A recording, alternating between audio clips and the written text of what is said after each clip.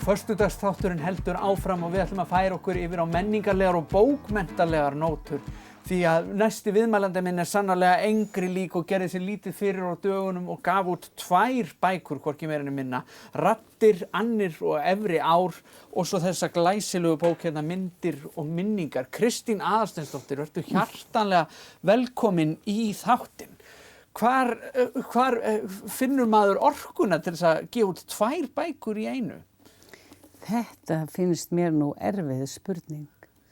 Ég held að orkan komi svona kannski af því að búa í kærleiksríku umhverfi. Já. Umgangast gott fólk og sem hvetjandi og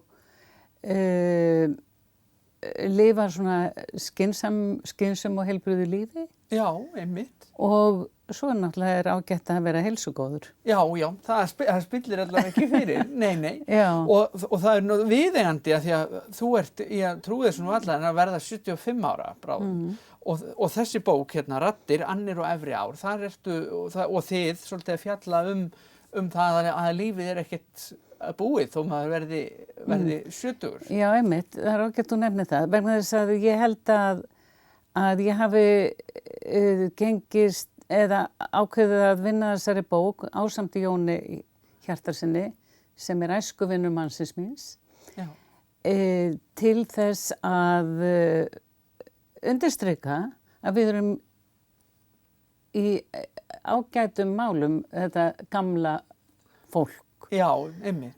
Sem sagt, og þarna eru 28 manns sem allir eru svona í kringum 70 og eldra, elst en nú 104 ára. Já, hvorki meira en það. Nei, og bara sérstaklega vel lifandi. Já. Og ég til dæmis tók viðtal, bókin byggð bæði á viðtölum og eigin skrifum þessa fólks.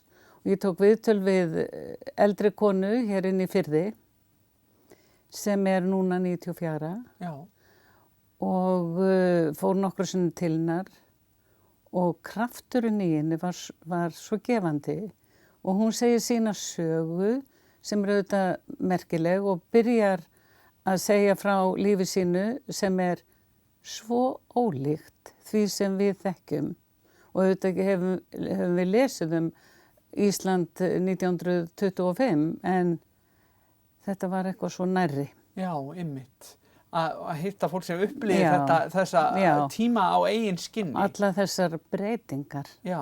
Og hvað við getum haft það gott. Já, það náttúrulega lyginni líkast hvað það stutt í rauninni í torfkofan og við samt orðið svona fjarlæg þessum veruleika. Hún lýsir til dæmis bara því þegar hún fæðist og við getum bara ekki ímyndað okkur. Nei, einmitt. Hvernig við færum að. Þannig að þetta eru svona frásagnir fólks af því að verða fullorðin og bara frá þeirra lífshlaupi. Og hvernig efri árin blasa við þeim og hvernig þau takast á við efri árin. Já.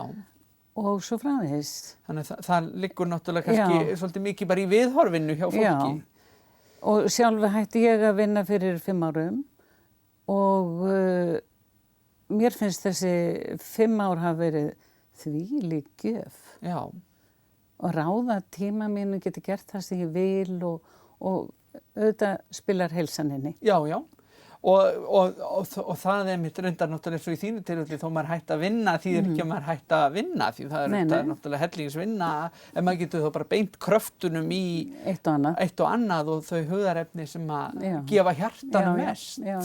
Eða þannig. En þetta fólkið í þessari bók allstaðar af landinu. Já. Og ótrúlega ólíkir kaflar. Og fólk með alls konar pólitískar skoðanir og ekki og minnst hún bara, hún hefur fengið gríðarlega góðar viðtökur. Ég fikk sjálf 100 eintök frá útgáfunni. Og þau fóru bara á 2 dögum. Já, einmitt. Það ótrúlegt. Þetta bara strax svona metsölu bók bara. Það skulum bara segja það. Já, við erum ekki að tvína að segja það. Og svo það hinn bókin, Myndir og minningar. Já. Og það gaman að segja frá því að margir þekkja náttúrulega, þú gafst út glæsilega bók fyrir nokkrum árum, Innbærinn, húsin og fólkið. og þessi bók í sama broti og svipuð uppbygging.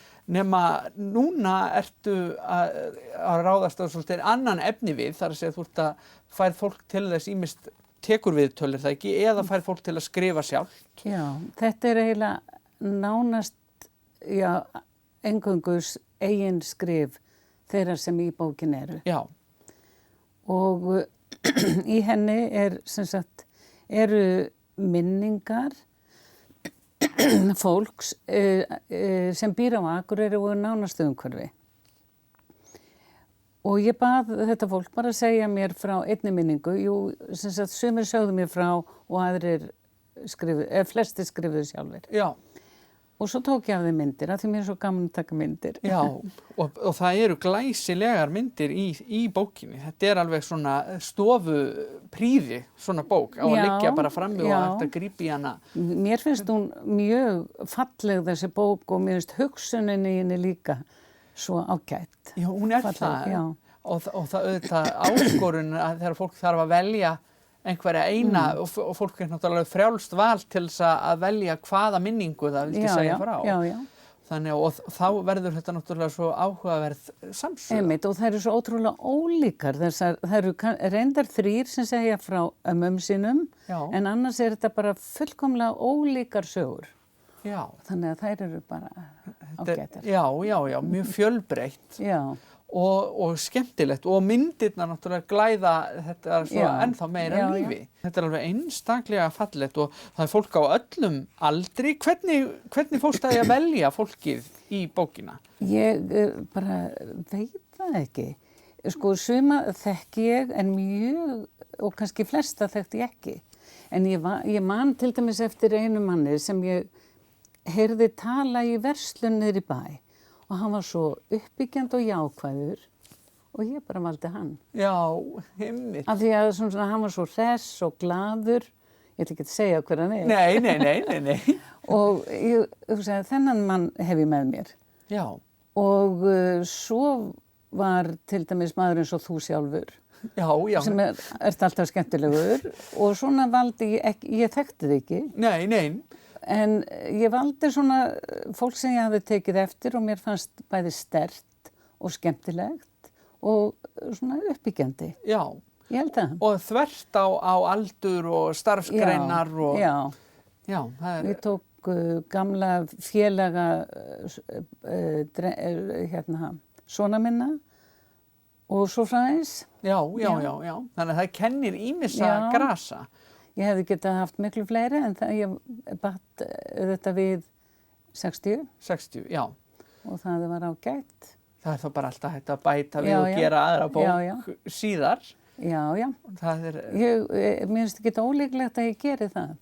Nei, við sjáum bara til. Já, þú ert ekkert að þú slærið ekkert slöku við, þannig að það kæmi nú ekkert á óvart þó að það komin önnur bók innan tíðar. Já. En þetta virkilega, ég hlakka mikið til að leggjast yfir allar þessar minningar. Já, ég strax farin að, Vilhjálmur, að fá viðbrögð og þau eru bara mjög góð. Það ekki? Og hún verður bókin til sölu í Eymundsson eins og þær báðar, en núna fyrstum sinn selja hana sjálf. Já. Þannig að fólk getur sett sig í samband við þig. Þannig að ég geti áritað þær og svona. Já, einmitt. Það nú svo skemmtilegra. Er það ekki? Jú, að hafa þetta áritað höfundi. Já. En mér finnst það sem bókasafnara. Já. En nú mikið talað um það að fólk sé hægt að lesa.